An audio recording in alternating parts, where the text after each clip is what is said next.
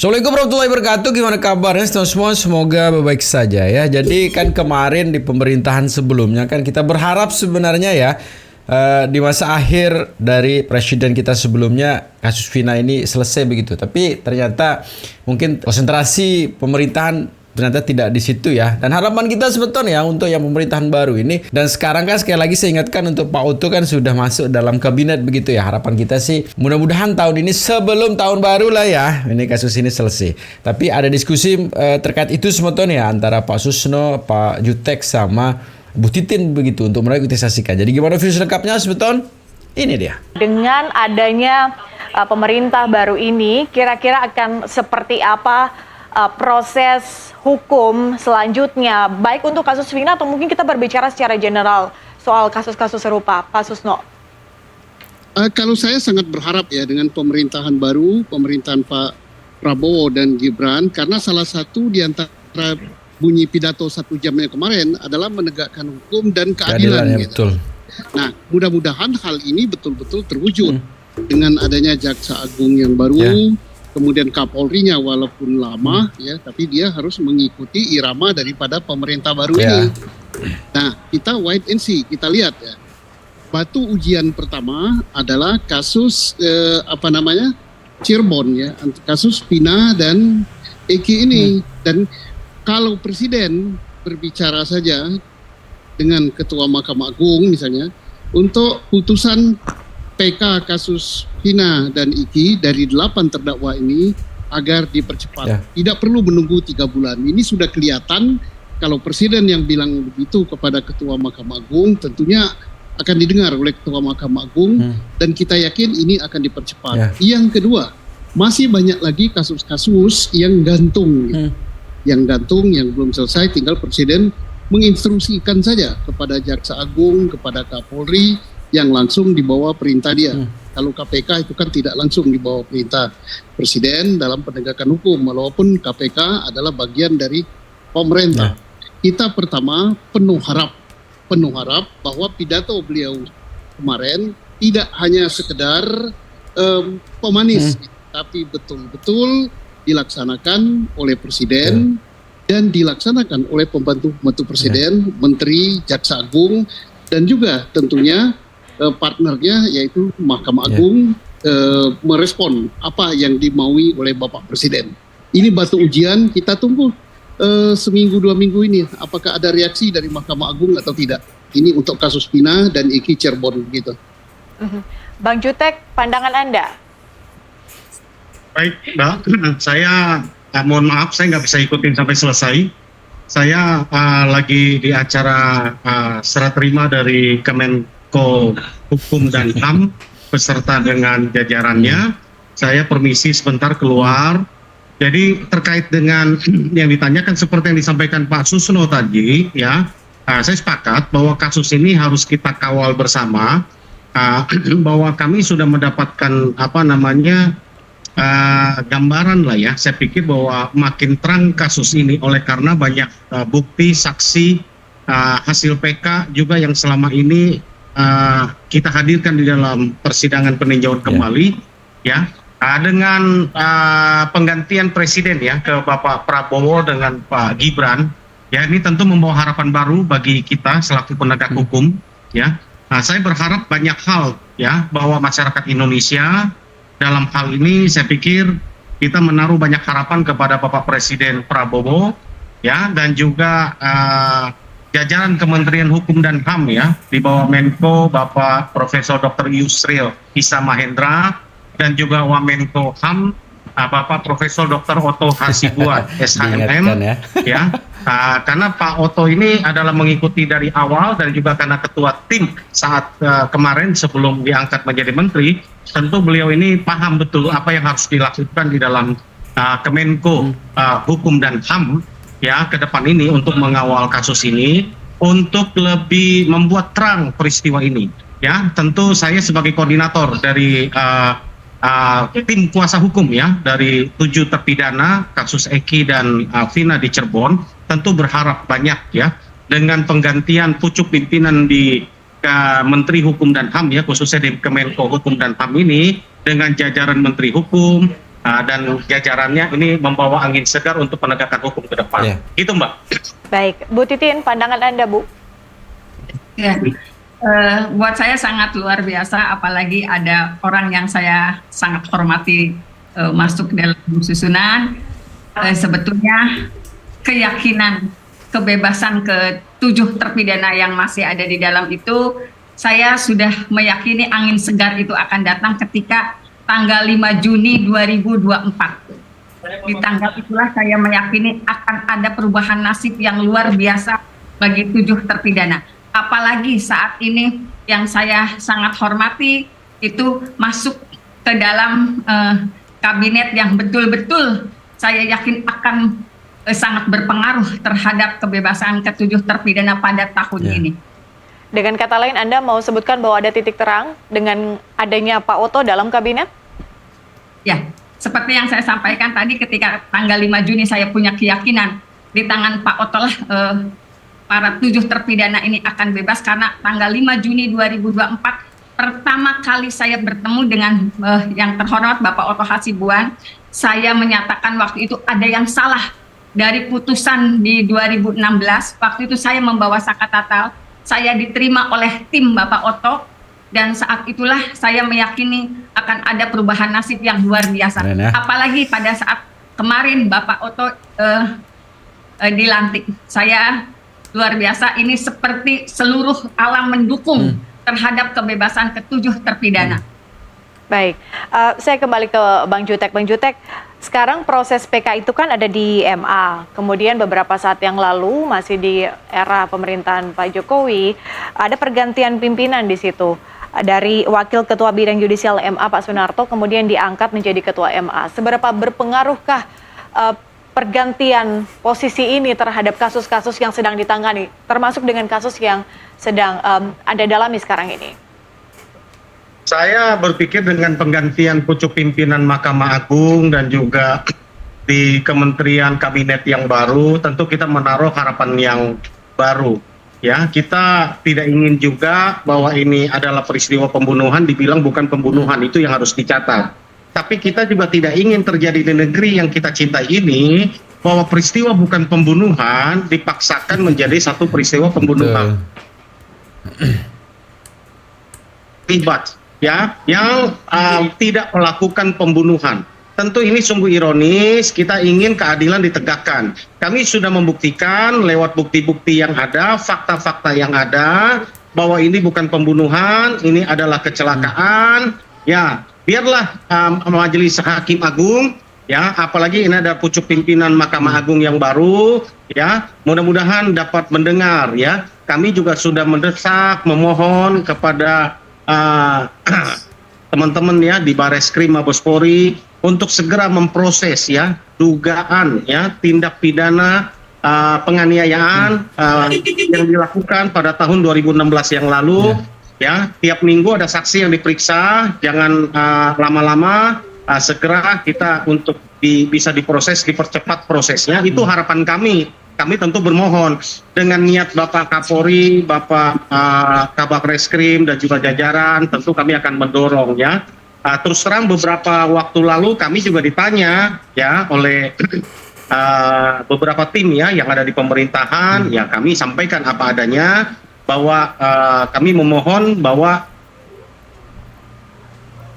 terputus ya. Kan tentunya pemerintahan yang baru ini kami menaruh banyak harapan ya. Apalagi ada Bang Oto di dalam kabinet sekarang, tentu ini membawa angin segar bahwa beliau yang memahami kasus dari awal untuk dapat mengawal ini ya, tentu untuk menuju kepada kebenaran. Bukan hanya kasus Vina. Saya pikir banyak hal kasus yang lain yang harus kita kawal bersama. Demikian, Mbak. Baik, Pak Susno, sebetulnya dari pengalaman Anda pernah berada dalam tubuh institusi Polri, seberapa besar sebetulnya pengaruhnya ketika ada pergantian pucuk-pucuk pimpinan, apalagi sekarang pergantian presiden? Bagaimana sebetulnya melihat ini? Besar sekali pengaruhnya. Kita kenapa Polri itu langsung di bawah presiden, dan presiden sudah menyatakan dia akan memperhatikan masalah penegakan hukum dengan konsekuen dan masalah keadilan. Dan beliau kemarin berbicara dalam pidato 1 jam pelantikannya itu tentang keadilan.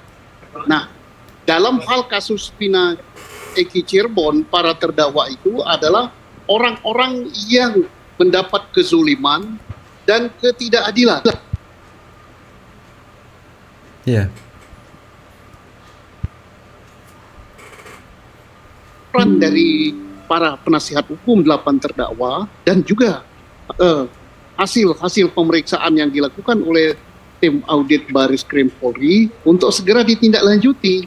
Karena gampang sekali menindaklanjuti, gampang sekali untuk membuktikan bahwa telah terjadi rekayasa, bahwa telah terjadi kekerasan, bahwa telah terjadi penganiayaan. Itu tidak sulit pembuktiannya. Jadi saya yakin Kapolri akan respect dengan apa yang dimaui oleh Bapak Presiden selaku pimpinan tertinggi daripada Polri itu. Kita berharap respon dari elit-elit Polri, dari Kapolri, dari Kabariskrim dan semuanya. Karena apa? Laporan dari penasihat hukum, baik penasihat hukum Saka Tatal maupun penasihat hukum 7 terpidana, itu sudah sangat lama. Sudah sangat lama tentang adanya dugaan kekerasan, penganiayaan, tentang rekayasa, tentang saksi palsu, dan lain-lain. Dan sampai sekarang kita belum mendengar siapa tersangkanya. Tapi kita berharap bahwa Polri betul-betul akan respect dan betul-betul akan searah dengan kebijakan Presiden Republik Indonesia yang baru. Baik, saya akan kembali ke Bang Jutek karena Bang Jutek waktunya sangat terbatas. Bang Jutek, dengan pemerintahan baru ini, bagaimana Anda melihat fokus dari sisi mungkin konteks reformasi hukum, Bang Jutek? Jadi sebelum Bang Jutek menjawab ya, mungkin saya sedikit ya. Setiap pergantian sebenarnya yang sesuai dengan yang disampaikan oleh Pak Susno tadi bahwa memang benar ya, setiap pergantian pucuk pimpinan itu akan berdampak kepada di bawahnya begitu ya. Dengan harapan sekarang ini kan, dan selalu juga diingatkan ini ya untuk terkait dengan orang-orang yang masih kekeh ini bahwa kasus ini adalah pembunuhan apa segala macam itu, dengan apa yang disampaikan tadi sebenarnya menjadi introspeksi sebenarnya ya, apalagi juga bagi orang-orang yang sekarang ini sebenarnya yang netizen kasihan begitu kan dengan orang-orang yang akan nantinya akan ditumbalkan begitu ya. Dan ini juga mungkin menjadi PR kita bersama termasuk tim Peradi juga untuk bagaimana sih menyelamatkan mereka yang masih kekeh dengan kebohongan ini begitu ya. Kita lanjutin sementara jawaban Pak Jutek. Ini dia.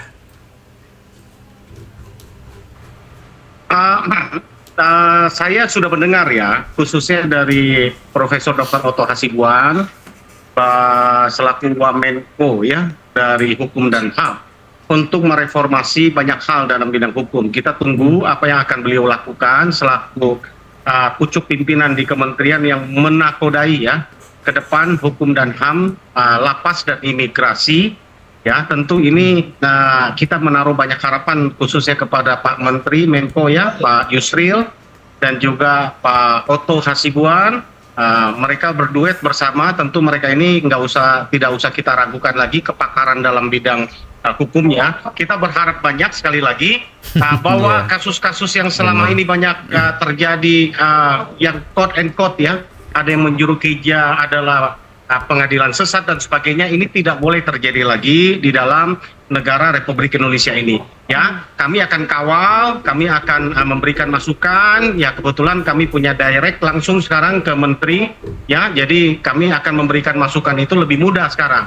Oleh karena ya terus terang ya dalam waktu 5 tahun ke depan kita harapkan perbaikan-perbaikan dengan informasi dan juga saran-saran kami selaku praktisi hukum bisa direct langsung kepada Menko dan Wamenko. Tentu ini adalah sangat baik buat kita semua. Demikian, Mbak. Bagaimana dengan proses PK? Bang Jutek sudah follow up ke MA? Kami dengar baru minggu kemarin dikirim yang 7 terpidana. Saya pikir tunggulah ya, mungkin perkiraan saya 1-1,5 bulan lagi. Bersabar aja ya, rakyat Indonesia. Baik, kami nantikan. Bang Jutek Bongso, terima kasih sudah bergabung di NTV Prime Dialog. Ya, mungkin ini jadi penantian para netizen sebetulnya ya untuk bagaimana follow up dari kasus ini. Sebenarnya tadi sudah disampaikan bahwa tinggal sebentar lagi begitu kan, tinggal sebentar lagi 1,5 bulan lah begitu kan, bahwa kejelasan dari kasus ini akan kita dapatkan informasinya begitu ya. Tapi sebenarnya sih kalau yang disampaikan oleh Pak Jutek tadi itu kan keluh-keluh yang harus kita tanggapi sebenarnya ya, bahwa itu sebenarnya ada akses lah sekarang ke situ begitu ya, ada akses ke situ. Jadi semakin menarik semeton ya, kita lanjutin tanggapan dari Bu Titin ini dia. Dan Kabar Eskrim Susno Duaji dan juga kuasa hukum Saka Tatal Titin Prialianti. Saka Tatal dan juga Sudirman Titin Prialianti. Saya ingin ke Bu Titin terlebih dahulu. Bu Titin, sejauh yang Anda tahu dan juga ikuti, sebetulnya kasus Vina dan Eki ini sudah sampai mana sih Bu Titin? Kalau perkaranya sendiri kan kita hanya tinggal menunggu keputusan dari Mahkamah Agung. Nggak tahu kenapa sih, kalau saya sih punya keyakinan yang luar biasa. Kelihatannya anak-anak akan pulang akhir tahun ini, mudah-mudahan amin. Gitu. Tetapi kalau proses-proses lain yang sedang dijalankan, karena saya juga pernah dipanggil oleh Bareskrim dengan kapasitas sebagai saksi atas laporan Bapak Jutek Bongso selaku kuasa hukum ketujuh terpidana Mabes Polri. Kemudian juga saya sudah memberikan keterangan-keterangan yang sesuai dengan pertanyaan, juga menyodorkan bukti-bukti sesuai dengan diduga dilakukan telah terjadinya tindak pidana. Anda terakhir dipanggil Bareskrim tanggal berapa ya, Bu? Lupa tanggal berapa, tanggal awal bulan kayaknya ya. Awal bulan ini ya? Oke. Yang dikonfirmasi apakah soal perkara kasusnya atau soal perkara dari terpidana?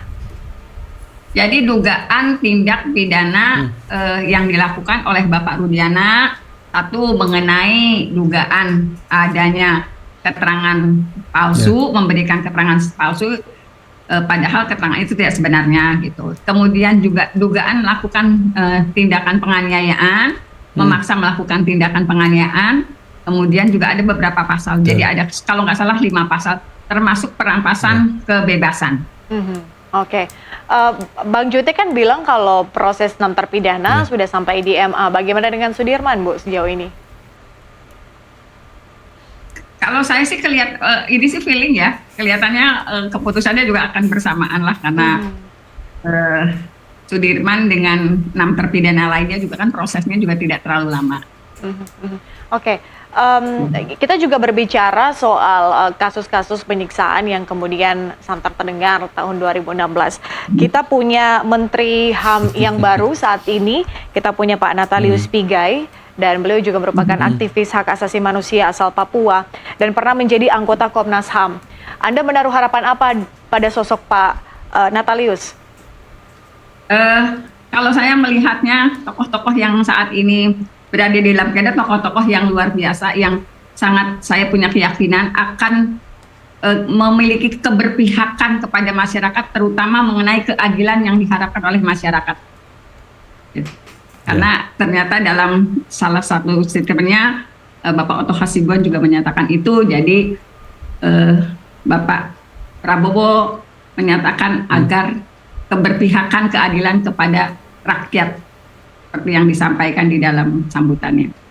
Dan Anda melihat bahwa pihak-pihak yang sebelumnya sempat menyatakan akan fokus di kasus ini masih tetap pada pendiriannya? Di 2016 ya, Mbak. Ya, ada beberapa pihak yang masih bersikukuh pada peristiwa itu ada, dan mereka itu terpidana hidup pelakunya. Tetapi sebenarnya kan fakta-fakta di persidangan PK, kemudian dari adanya ekstraksi yang justru disodorkan oleh kuasa hukum dari ketujuh terpidana, justru membuktikan tidak pernah ada pembunuhan dan pemerkosaan. Yang terjadi adalah kecelakaan lalu lintas yang sudah saya yakini sejak 2016 itu, Mbak. Oke. Pertanyaan yang sama Pak Susno, Anda melihat bahwa pihak-pihak yang kemudian terlibat dalam kasus ini, siapapun itu, masih tetap dengan pendiriannya, Pak Susno?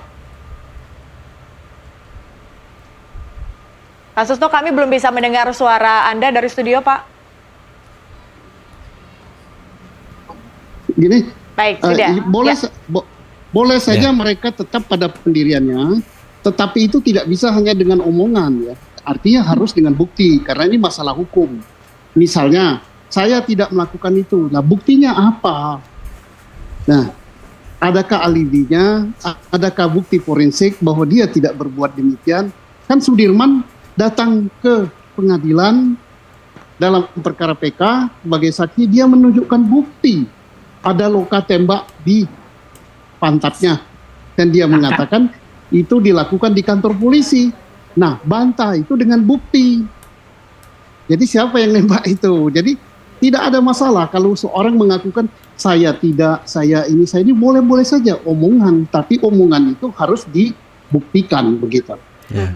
Oke, sejauh ini bolanya kan ada di MA sekarang, Pak Susno. Kita masih tunggu kemudian hasil dari PK, baik itu 6 terpidana maupun juga Sudirman. Dengan pergantian kepemimpinan, ada Pak Sunarto, Ketua MA sekarang, walaupun memang tidak jauh-jauh, beliau sebelumnya adalah Wakil Ketua Bidang Yudisial MA. Tapi melihat pergantian kepemimpinan ini, bisakah sebetulnya satu pemimpin, termasuk pimpinan MA, punya komitmen untuk kemudian mempercepat proses-proses atau kasus yang kemudian menyita perhatian publik, termasuk dengan kasus Vina dan juga Eki? Bisa saja, karena dia kan bisa memerintahkan daripada tim majelis hakimnya untuk mempercepat pemeriksaan sehingga cepat ada putusan. Bisa tinggal tergantung pengumuman ini. Oke, sebentar Bu. Oke, saya ingin ke Bu Titin terlebih dahulu kembali. Bu Titin, ketika kemudian kita berbicara soal bidang hukum, ada juga praktisi di bidang hukum, kemudian kita punya pemimpin-pemimpin baru termasuk di bidang hukum.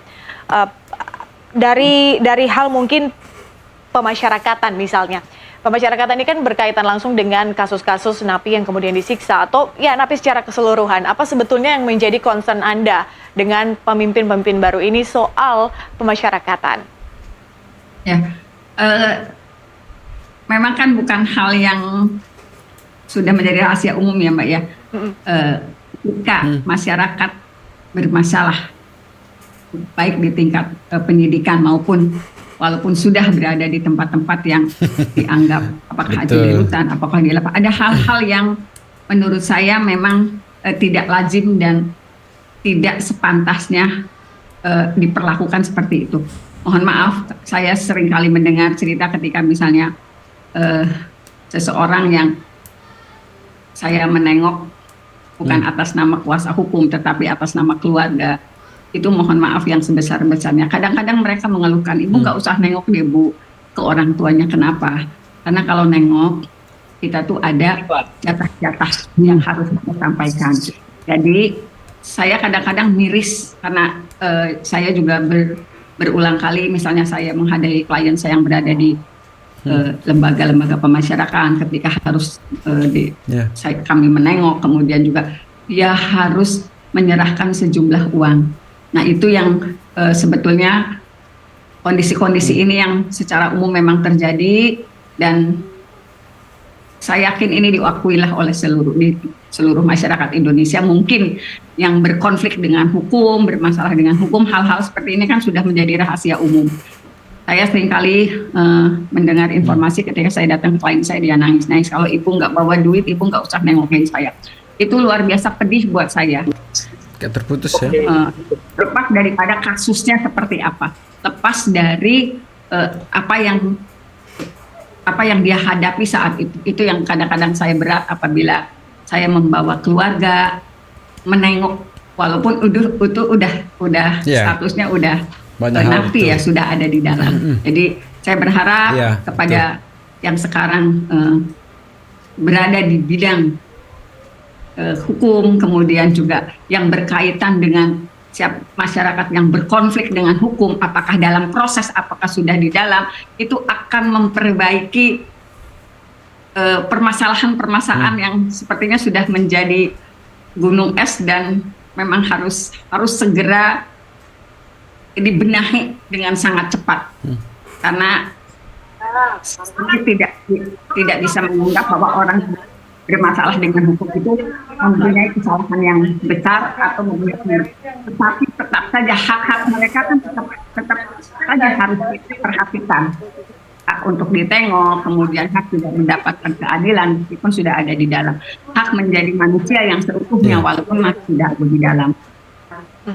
Bagaimana dengan sistem peradilan, Bu Titin? Apa yang menjadi concern Anda soal hal ini?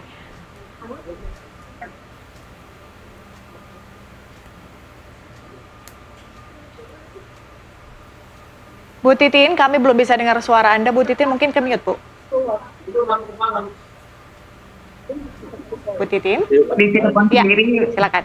ya, di Cirebon sendiri memang walaupun saya tidak bisa menyatakan itu secara general, tetapi memang masih ada oknum-oknum yang memanfaatkan ada masyarakat yang berkonflik dengan hukum gitu.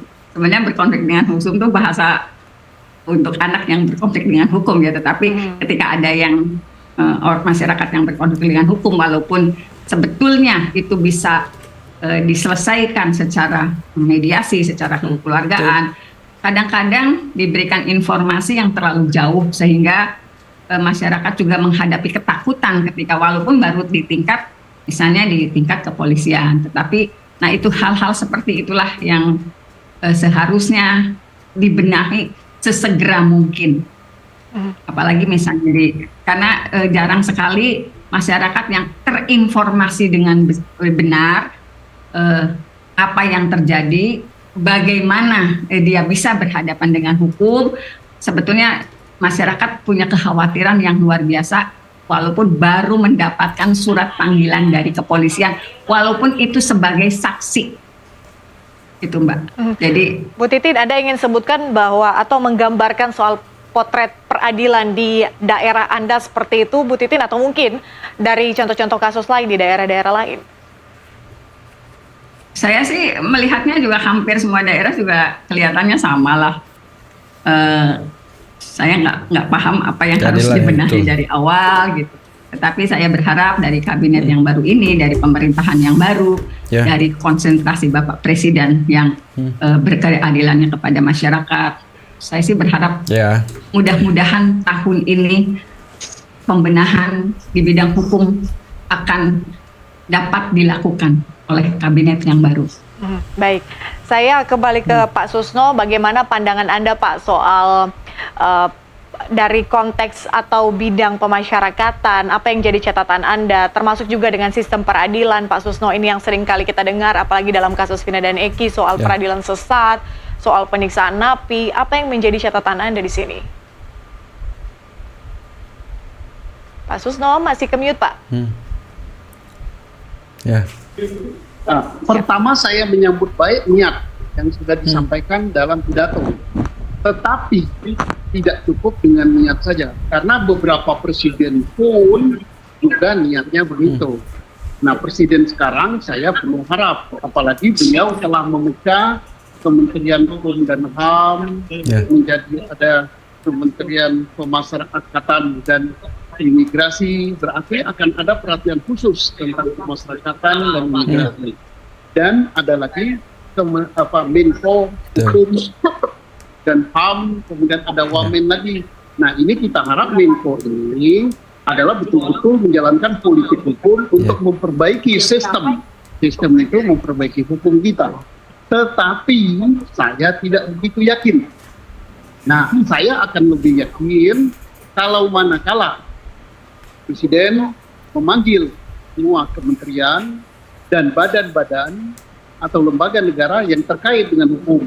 Misalnya Kemenkumham, Kejaksaan Agung Republik Indonesia, Kepolisian Negara Republik Indonesia, Kemenkum, HAM, dan kemudian memanggil KPK dan lain-lain yang terkait dengan bidang hukum. Beliau langsung stressing bahwa kebijakan saya adalah ini dan saya beri waktu dalam 3 bulan ini harus terlaksana, dan juga ada pengawasan. Sebabnya kalau tidak, tugas presiden itu sangat banyak, sangat berat. Kalau beliau kurang perhatian, misalnya hanya hukum disinggung begitu saja, tidak diberi perhatian khusus, maka ini ya akan begitu-begitu lagi, tidak ada ubahnya, bahkan bisa tambah parah. Tapi apapun juga, karena pemerintahan ganti, kita wajib untuk penuh harap dengan pemerintah baru, tapi kita tinggal tunggu mana buktinya. Nah, bukti yang terdekat adalah kita lihat putusan MK, putusan PK terhadap 8 terpidana yang telah mengajukan Diingatkan ya. ini secepatnya sesuai dengan keadilan yang sebenarnya, sesuai dengan fakta hukum yang terungkap sebenarnya. Nah itu kalau itu terbukti dalam waktu dekat, berarti ada keseriusan. Nah tapi kalau ini tidak terbukti, ya bukan dekat saja. Oke. Pak Susno, tapi dalam konteks peradilan Vina, apakah ini menggambarkan wajah hukum di daerah secara keseluruhan? Atau bagaimana Pak Susno kira-kira? Iya, ini kan potret apa yang terjadi pada Vina dan ITI Cirebon, apa terjadi pada Sengkon dan Karta, apa yang terjadi pada kasus-kasus lain. Ini kan potret yang terangkat dari 280 juta penduduk Indonesia. Itu yang terangkat. Kasusnya bukan hanya 3 atau 4 ini, bisa di bawah permukaan ratusan, banyak sekali kasus seperti ini. Nah, kesempatan ini kasus Vina dan ITI Cirebon ini adalah kesempatan kita untuk memperbaiki penegakan hukum di Republik Indonesia. Baik atau tidak penegakan hukum ini tergantung daripada elit-elit yang mengawaki daripada lembaga penegakan hukum. Kalau elit-elit yang mengawaki lembaga penegakan hukum itu serius dan memberikan perhatian khusus, tidak terlepas dengan fungsi kontrolnya, mengontrol ke bawah dan mencari kebenaran, bukan pembenaran. Selama institusi penegak hukum mencari pembenaran, artinya walaupun salah, yang penting bagaimana saya membuat sesuatu yang salah itu menjadi seolah benar, ini nama baik institusi. Maka penegakan hukum kita ya akan begini-begini saja. Oke, kebenaran dan bukan pembenaran. Kita bahas lebih lanjut di segmen berikutnya. Kita jeda terlebih dahulu. Pemirsa tetaplah bersama kami. NTV Prime Dialog akan kembali usai jeda.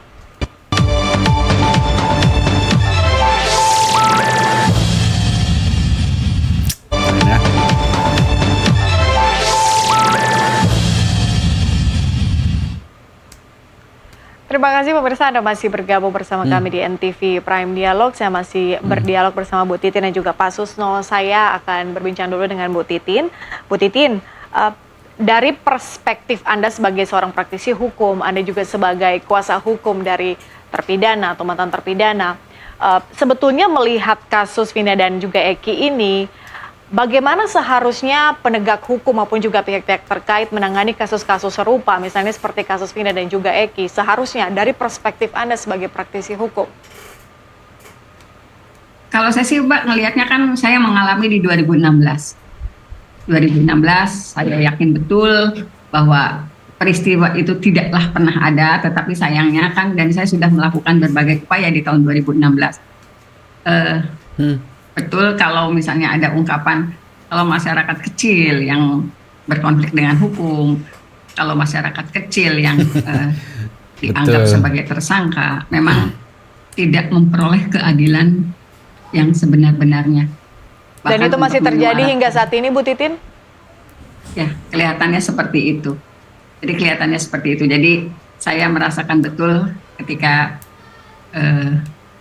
saya mendampingi klien yang tidak memiliki kemampuan yang luar biasa, mungkin agak susah mengkomunikasikannya. Tetapi apabila yang berkonflik dengan hukum itu memiliki kemampuan yang tinggi, kayaknya udah nggak usah pakai pengacara juga aman-aman aja. Hal-hal itu kan sudah menjadi rahasia umum, Mbak. Dan ungkapannya kan ada gitu. Dan mudah-mudahan dengan kabinet baru ini, dengan adanya kalimat yang digarisbawahi oleh Bapak Oto Hasibuan sendiri bahwa berpihakkan keadilan itu kepada masyarakat, mudah-mudahan ada perubahan yang luar biasa. Tetapi tentu saja perubahan itu harus diikuti oleh semua institusi terkait. Kalau sekarang kan kelihatannya saya masih LPSK luar biasa gitu. Kita pantau dari beberapa perkara juga LPSK sudah luar biasa, tetapi saya masih tidak mempercayai Komnas HAM. Wajar dong, karena saya juga mengalami di 2016, kemudian ada hal yang tidak terkonfirmasi di 2016, tiba-tiba di 2024 menyatakan sudah melakukan upaya sejak 2016, padahal kan juga saya tahu nggak ngapa-ngapain juga. Gitu. Ya. Tapi kan LPSK menyatakan bahwa akan Komnas HAM dan Ya, juga LPSK betul. kan menyatakan bahwa akan tetap fokus tentu di dalam kasus Vina. Anda melihat bahwa mereka masih fokus sampai saat ini, Bu Titin? Kalau LPSK saya acung jempol. Ya. Luar biasa ya, karena sebelum Komnas HAM menyatakan diduga ada dugaan tindak pidana penganiayaan, justru Komnas sudah LPSK sudah menyatakan itu. Tetapi kalau Komnas HAM kalau nggak salah di awal-awal justru berdasarkan klarifikasi dari Polda Jabar di 2017 yang berkirim surat itu kan mereka juga tidak memperoleh keterangan apa-apa. Tetapi tiba-tiba di 2024 seolah-olah sudah melakukan, sudah merekomendasikan, sudah menyatakan kepada Polda bahwa tidak harus didampingi oleh pengacara. Padahal kan kalau saya melihat pada bulan Mei ketika perkara ini viral, justru Komnas HAM menyatakan baru membuat surat klarifikasi 5 bulan kemudian, tetapi tidak mendapatkan jawaban dari Polda Jabar. Tetapi sekarang udah beda lagi. Oke, Anda mau sebutkan bahwa Anda mengapresiasi, tapi kemudian ada catatan-catatan yang ingin Anda tinggalkan. Ya, mengapresiasi karena mungkin berdekatan dengan pengumuman itu atau rilis itu kan berdekatan dengan tanggal 20. Tapi bagaimanapun saya mengapresiasi lah dengan keberaniannya menjelang pelantikan. Baik. Pertanyaan yang sama ke Pak Susno. Pak Susno, dengan melihat kasus Vina dan juga Eki yang tidak juga selesai sampai saat ini, Pak Susno, apa catatan Anda sebetulnya bagaimana seharusnya kasus-kasus serupa seperti kasus Vina dan juga Eki ditangani ke depannya? Saya sangat berharap kepada Presiden ya, bukan kepada menteri atau wakil menteri. Karena menteri atau wakil menteri itu tidak punya visi atau misi atau kebijakan. Yang punya kebijakan itu Presiden. Menteri, wakil menteri dan sebagainya itu pembantu Presiden. Bagaimana presidennya, bagaimana menteri, wakil menteri melaksanakan. Jadi menteri, wakil menteri mau merubah sistem peradilan kita, mau berubah undang-undang kita. Kalau presidennya tidak tanda tangan, tidak setuju dengan apa yang itu dilakukan, ya nggak jalan. Karena yang punya pengaruh kepada DPR itu bukan menteri, tapi presiden. Nah, tapi menteri bisa saja mengajukan konsep, menyarankan pada presiden. Dilaksanakan apa tidak, itu presiden. Jadi bukan misalnya, oh ini karena wamennya sudah begini, menterinya udah begini, enggak.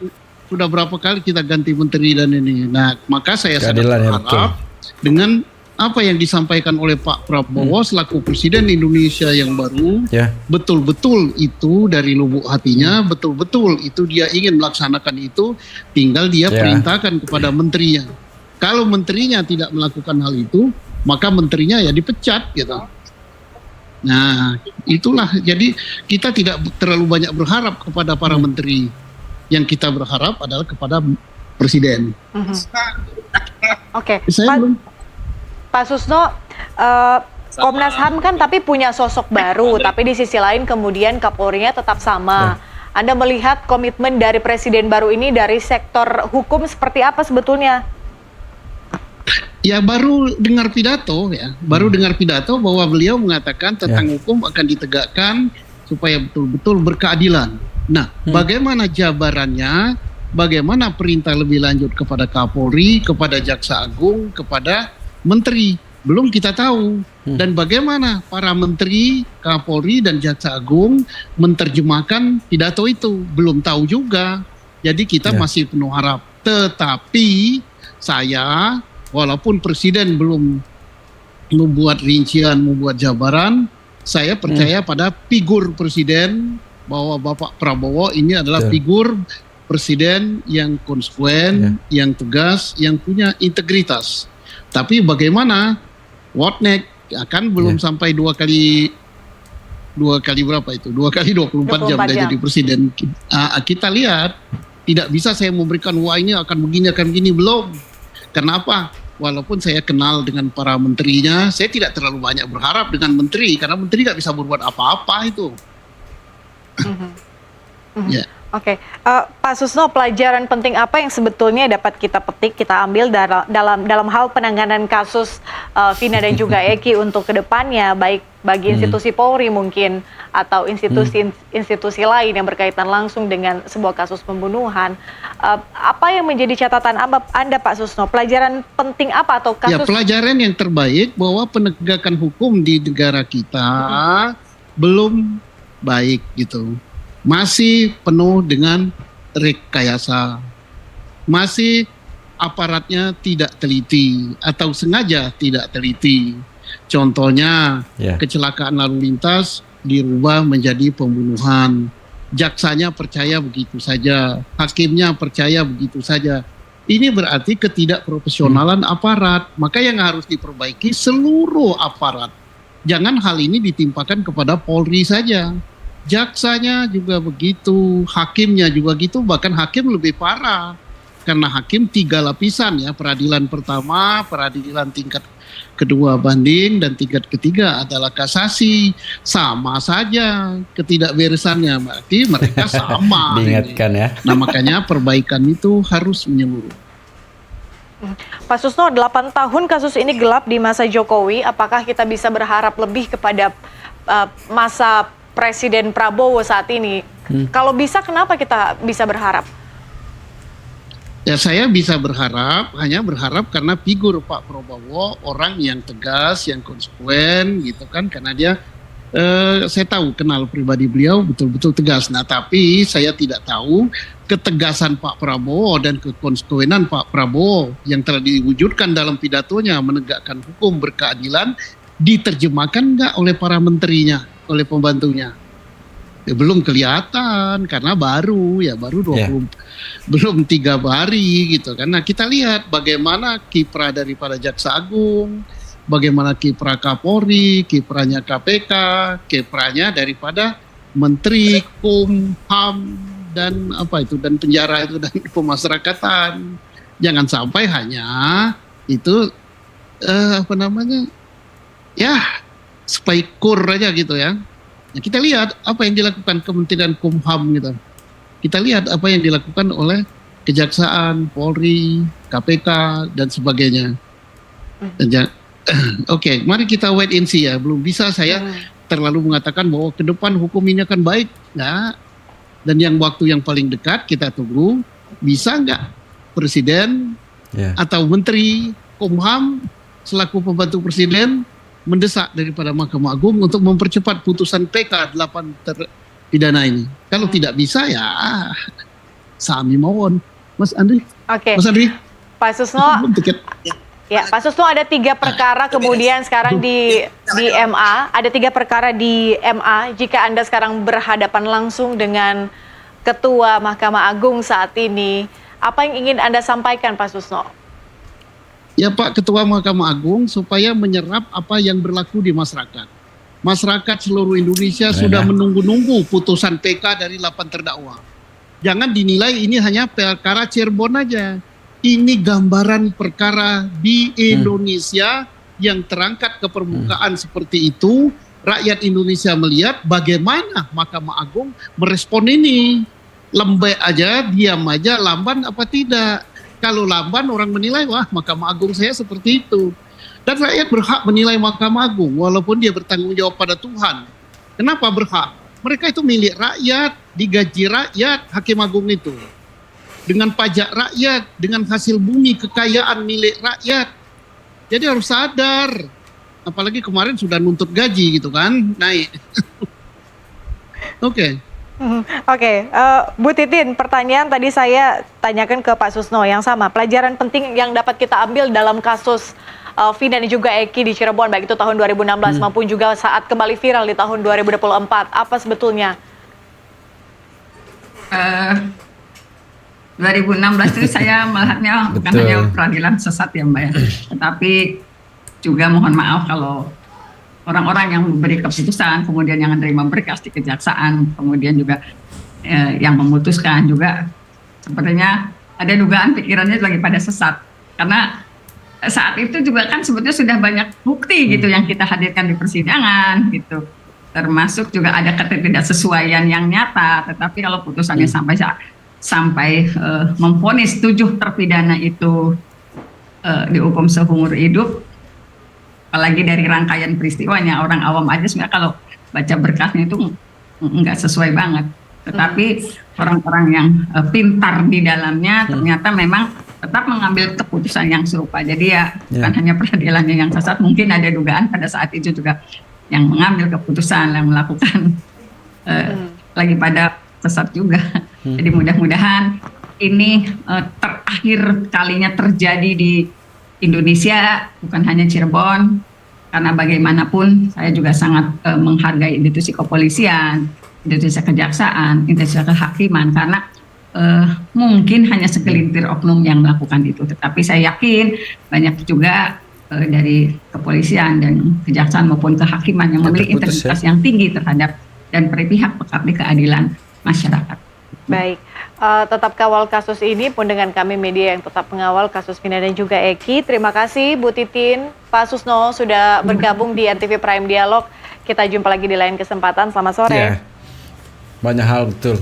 Jadi segitu aja video Semeton ya. Semoga videonya bisa memberikan harapan terbaru ya untuk kita dalam penantian hasil dari keputusan MA tentang 78 orang ini yang sekarang berjuang untuk bagaimana dia mendapatkan keadilan. Jadi di akhir video selalu pesan Semeton ya, untuk yang cepat terbakar hoax, selalu jaga persatuan serta persaudaraan kita ya, dan jangan nakal, nanti sedikit nakal bisa berakibat fatal. Jadi segitu aja video Semeton. Assalamualaikum warahmatullahi wabarakatuh.